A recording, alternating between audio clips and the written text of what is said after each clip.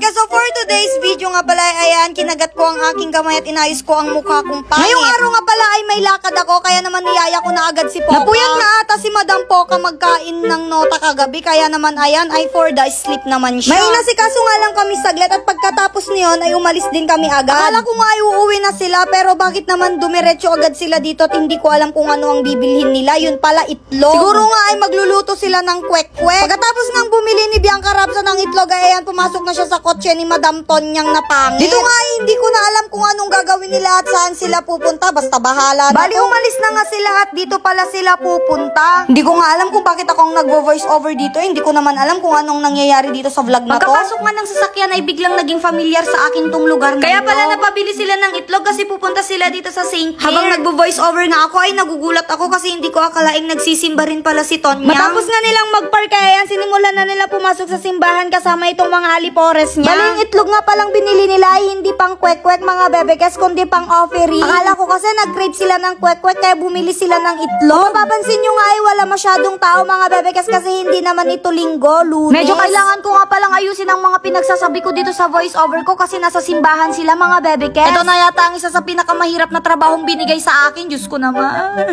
Bali, kung mapapansin nyo nga dyan ay may papel at ballpen si Madam Tonyang kasi nagsulat siya ng wish niya. Bali, siguro sa mga wish niya ay sana pumayat na siya. Inipit na nga niya yung papel dito sa may itlog mga bebekes at kinuha na ito ni Poca para ipasa. Pero may kalkalindusan ako, tapo nagbayagmit dato nga vlog man dyan kamutibag ako. Matapos nga nilang ibigay yung itlog ay makikita nyo dito ay uuwi na sila.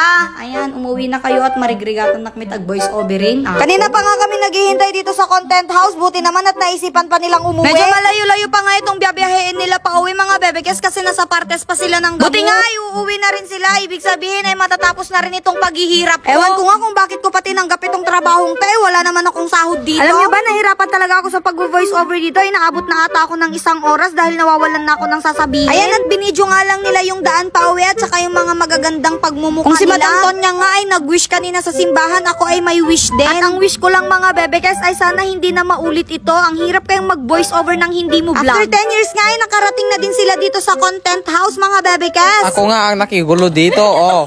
Oh, kita nyo guys, ang ginagawa namin dito, oh. Apay.